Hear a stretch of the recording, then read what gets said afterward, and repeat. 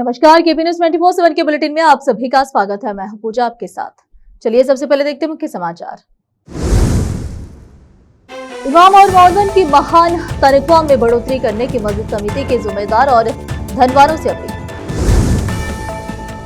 कर्नाटक में कैबिनेट विस्तार, 13 जुलाई को शपथ लेंगे नए मंत्री। मुख्यमंत्री और गवर्नर की मीटिंग ने बढ़ाई उत्सुकता। राज्य के हर विधानसभा क्षेत्र को पीने के पानी के लिए दी जाएगी 1 करोड़ रुपए की ग्रांट। कर्नाटक के मुख्यमंत्री डीके शिवकुमार ने की घोषणा। महाराष्ट्र के नांदेड़ में 60 लाख के 37 प्रतिबंधित पाकिस्तानी ब्यूटी प्रोडक्ट्स किए गए जब्त। एफडीए और पुलिस की बड़ी कार्रवाई। बंगाल में ममता बनर्जी को एक और बड़ा झटका, 3 पूर्व सांसदों ने थामा बीजेपी का दावा। पेट्रोल डीजल सीएनजी के बाद हाइड्रोजन की बारी, देश के 10 रूटों पर ट्रायल शुरू। गडकरी बोले, यही है परिवहन का भविष्य।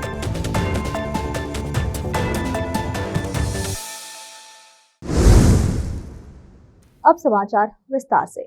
इस्लाम में इमाम यानी नमाज पढ़ाने वाले और मुअज्जिन यानी आजान देने वाले, इनका दर्जा बहुत ऊंचा रहता है। वे सिर्फ धार्मिक व्यक्ति ही नहीं है, बल्कि समाज के मुख्य आधार है। उनका काम लोगों को सही रास्ते पर चलाना, भाईचारा बढ़ाना और खुदा से जोड़ना है। बीदर और कर्नाटक के कई इलाकों में उनकी दीनी सेवाओं के लिए इमामों और मुअज्जिनों की तनख्वाह और मानदेय यानी एजाजी मुआवजा का मसला फिर से सुर्खियों में है। जी हाँ, इमामों और मुअज्जिनों का कहना है कि मौजूदा रकम महंगाई के हिसाब से काफी कम है और उस थोड़ी से तनख्वाह में उनका गुजारा नहीं हो सकता। हाल ही में कर्नाटक सरकार ने इसके बावजूद भी इन इमामों और मुअज्जिनों की तनख्वाह में इजाफा नहीं किया जा रहा है। इस संबंध में बीदर के निवासी वो मिल्लत और इमाम व मुअज्जिन का दर्द और फिक्र को समझने वाले व्यक्तियों सैयद इब्शारुद्दीन और सैयद हिदायतुल्लाह ने बीदर के धनवार और अलग खैर व्यक्तियों और विशेष तौर पर मस्जिदों की समितियों के जिम्मेदारों से यह अनुरोध किया है कि कम तनख्वाह में इमाम और मुअज्जिनों का गुजारा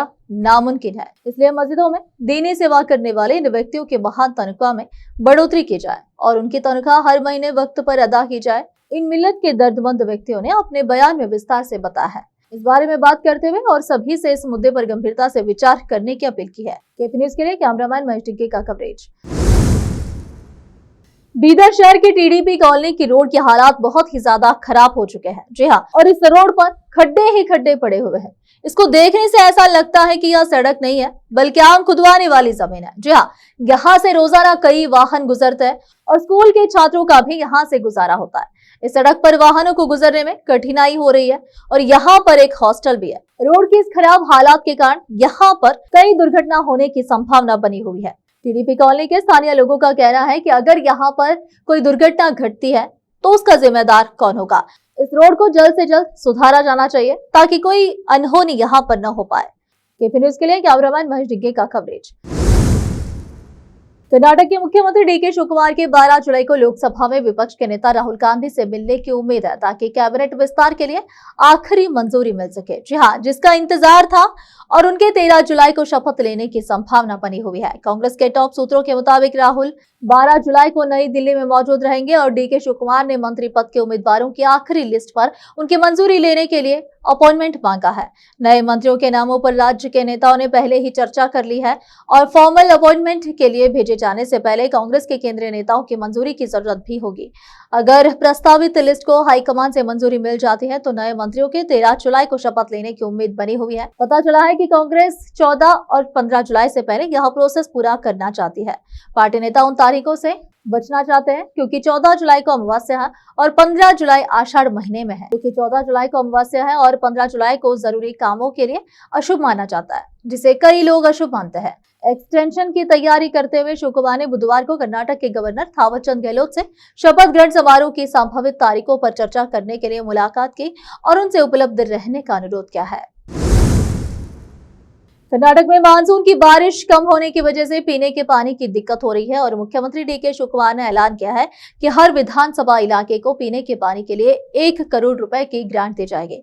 बेलगावी के स्वर्ण विधानसौधा में बेलगावी डिवीजन के अलग अलग डिपार्टमेंट की प्रोग्रेस रिव्यू मीटिंग करने के बाद मीडिया कॉन्फ्रेंस में उन्होंने कहा कि एमएलए को हर विधानसभा इलाके के लिए 1 करोड़ रुपए की ग्रांट दी जाएगी। इस ग्रांट का इस्तेमाल सरकारी गाइडलाइंस के हिसाब से पीने के पानी की दिक्कत को हल करने के लिए किया जाना चाहिए। उन्होंने अधिकारियों को लोकल लोगों के प्रतिनिधियों के साथ कोऑर्डिनेट करने और इन इलाकों में जरूरी कदम उठाने के लिए एक्शन प्लान बनाने का निर्देश दिया है। जहां पानी की दिक्कत है, जिन जिलों में बारिश कम हुई है, वहां किसी भी वजह से पीने का पानी प्रभावित नहीं होना चाहिए। उन्होंने कहा कि पानी को तालाबों और झीलों में स्टोर किया जाना चाहिए। मैं क्लाउड सीडिंग पर गंभीरता से फैसला लूंगा। मैं बेंगलुरु में एक मीटिंग करूंगा और इस पर फैसला करूंगा। एमएलए ने हावेरी में अपने पैसे से क्लाउड सीडिंग की है। ऐसी भी जानकारी है कि यह कुछ जगहों पर सफल रही है। डीके शिव कुमार ने कहा कि इस बारे में सभी रिपोर्ट इकट्ठा करने के बाद फैसला लूंगा। सिंचाई की समस्या को हल करने के लिए तीनों सीएम एक साथ आए हैं और कृष्णा, कावेरी और गोदावरी नदियों को जोड़ने वाला ऐतिहासिक फैसला लिया है। हमने पानी समुद्र में नहीं छोड़ने और आपस में नहीं लड़ने का फैसला किया है। तीनों राज्यों के 3 अधिकारी और केंद्र का एक अधिकारी और एक टेक्निकल टीम एक रिपोर्ट जमा करेंगे। हमने 1 लाख करोड़ के प्रोजेक्ट को मंजूरी दे दी है। डीके शिव कुमार ने यह बात बताया है। अब फिलहाल लेते एक छोटा सा ब्रेक।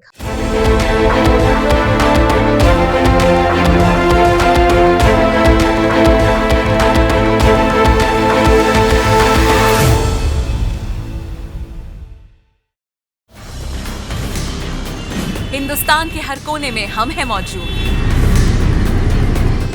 24 घंटे हालात पर गहरी नजर, खबरों से जुड़े चुपते सवालात,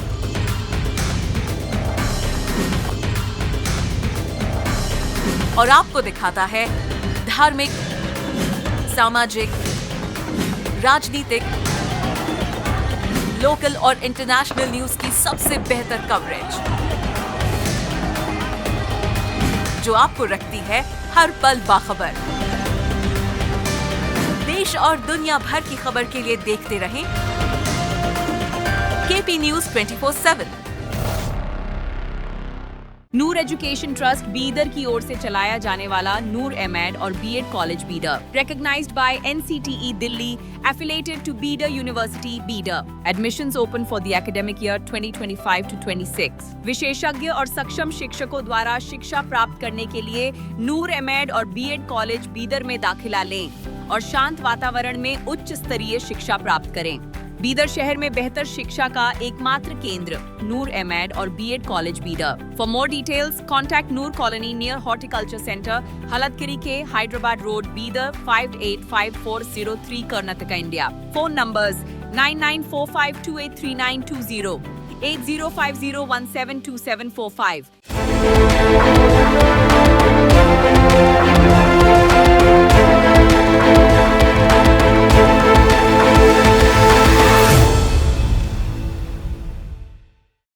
ब्रेक के बाद आप सभी का स्वागत है। आइए देखते देश के अन्य समाचार।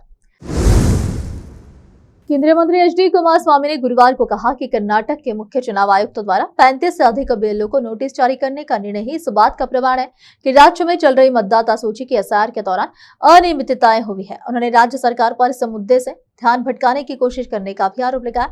कुमारस्वामी ने याद दिलाया कि भाजपा और जेडीएस दोनों के वरिष्ठ नेताओं ने हाल ही में कर्नाटक के मुख्य निर्वाचन अधिकारी वी अंबुक कुमार और केंद्रीय चुनाव आयोग से मुलाकात की थी और विशेष गहन पुनर्निरीक्षण के कार्यान्वयन के दौरान जमीनी हकीकतों को उजागर करते हुए अभ्यावेदन प्रस्तुत किए थे। केंद्रीय भारी उद्योग एवं इस्पात मंत्री ने कहा कि यहाँ पत्रकारों से हमने चुनाव आयोग को कार्रवाई करने और बीएलओ तथा जिला मजिस्ट्रेटों को निर्देश जारी करने के लिए पर्याप्त सामग्री उपलब्ध कराई है। महाराष्ट्र के नांदेड़ शहर में खाद्य व औषधि प्रशासन एफडीए और पुलिस की संयुक्त कार्रवाई में बड़ी मात्रा में प्रतिबंधित पाकिस्तानी सौंदर्य प्रसाधन बरामद किए गए हैं। मान्यता इलाके में एक गोदाम और दुकान पर छापेमारी के दौरान करीब 37 से 38 प्रकार के ऐसे कॉस्मेटिक उत्पाद जब्त किए गए जिसकी भारत में बिक्री प्रतिबंधित है। प्रारंभिक अनुमान के अनुसार जब्त माल की कीमत 50 से 60 लाख रुपए के बीच बताई जा रही है।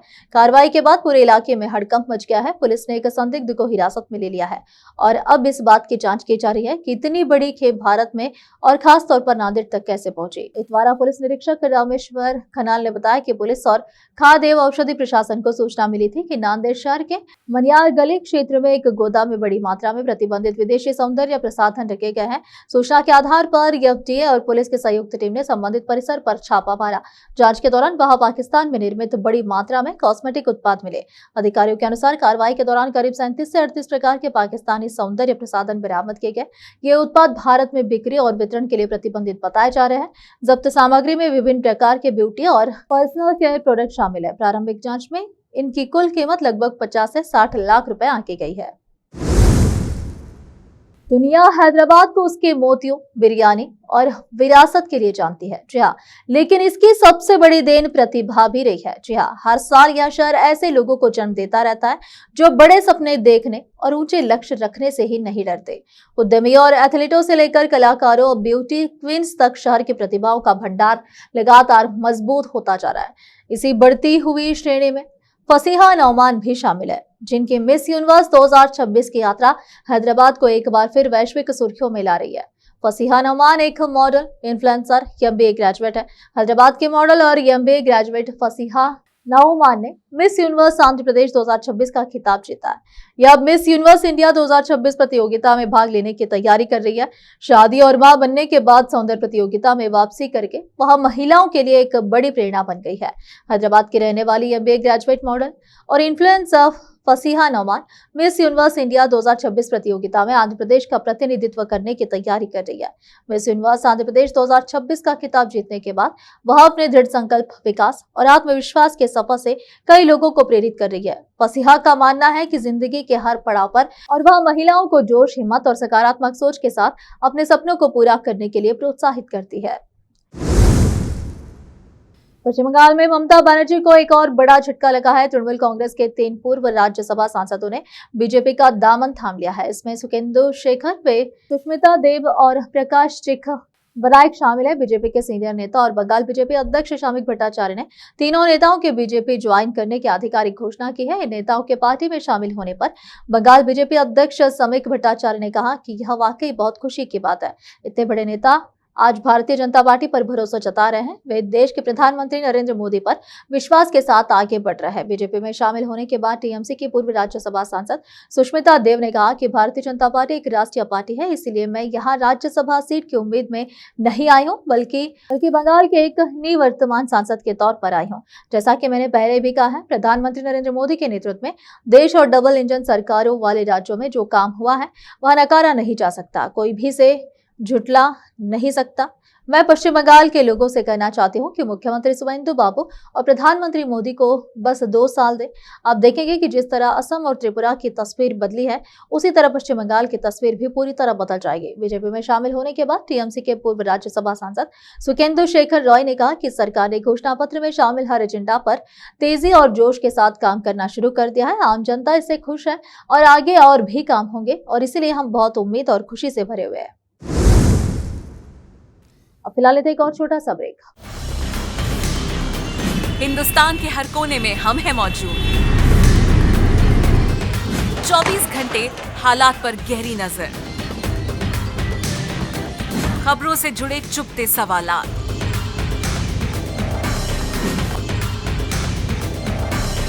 और आपको दिखाता है धार्मिक, सामाजिक, राजनीतिक, लोकल और इंटरनेशनल न्यूज की सबसे बेहतर कवरेज,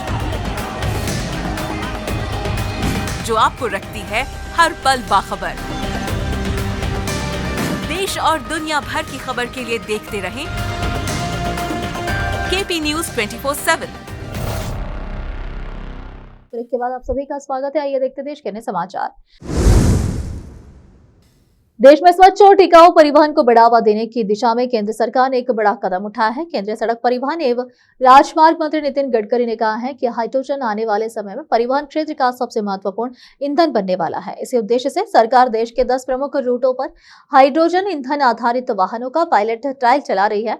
गडकरी का मानना है कि वैकल्पिक ईंधन और नई तकनीकों के क्षेत्र में भारत दुनिया का नेतृत्व कर सकता है। उन्होंने परिवहन व्यवस्था को अधिक सुरक्षित, आधुनिक और पर्यावरण अनुकूल बनाने पर भी जोर दिया। पार्टी में टूटन के बीच टीएमसी नेता और बंगाल की पूर्व मुख्यमंत्री ममता बनर्जी एक नए विवाद में फंसती हुई नजर आ रही है।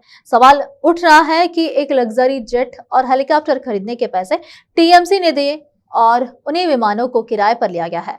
बंगाल अखबार आनंद बाजार पत्रिका की एक खबर में इसका दावा किया गया है कि यह सवाल ममता बनर्जी के पार्टी बैंक अकाउंट्स की ईडी की मनी लॉन्ड्रिंग जांच में पूछा जा रहा है। ईडी ने टीएमसी के 3 बैंक अकाउंट्स फ्रीज कर दिए हैं। इनमें 440 करोड़ रुपए जमा है। केवल एविएशन ने वीवीआईपीज को टॉर्चर सर्विस दी। इनमें अभिषेक बनर्जी जैसे टीएमसी के बड़े नेता शामिल थे। ईडी ने बयान में कहा है कि इन एम्ब्रियर 600 एयरक्राफ्ट और अगस्ता हेलीकॉप्टर को बाद में खुद टीएमसी को किराए पर दे दिया गया है। इन्हें पार्टी फंड से खरीदा गया था। एयरक्राफ्टर के नाम से बड़ी रकम ट्रांसफर की गई। आखिर में फिर एक बार देखते हैं मुख्य समाचार। इमाम और मौजन की महान तनख्वाह में बढ़ोतरी करने की मस्जिद कमेटी के जिम्मेदार और धनवानों से अपील। कर्नाटक में कैबिनेट विस्तार, 13 जुलाई को शपथ लेंगे नए मंत्री। मुख्यमंत्री और गवर्नर की मीटिंग ने बढ़ाई उत्सुकता। राज्य के हर विधानसभा क्षेत्र को पीने के पानी के लिए दी जाएगी 1 करोड़ रुपए की ग्रांट। कर्नाटक के मुख्यमंत्री डीके शिवकुमार ने की घोषणा। महाराष्ट्र के नांदेड़ में 60 लाख के 37 प्रतिबंधित पाकिस्तानी ब्यूटी प्रोडक्ट्स किए गए जब्त। एफडीए और पुलिस की बड़ी कार्रवाई। बंगाल में ममता बनर्जी को एक और बड़ा झटका, 3 पूर्व सांसदों ने थामा बीजेपी का दावा। पेट्रोल डीजल सीएनजी के बाद हाइड्रोजन की बारी, देश के 10 रूटों पर ट्रायल शुरू। गडकरी बोले, यही है परिवहन का भविष्य।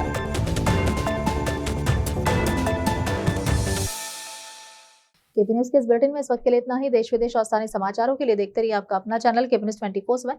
अधिक जानकारी के लिए चैनल को लाइक, शेयर और सब्सक्राइब करना ना भूलें। धन्यवाद।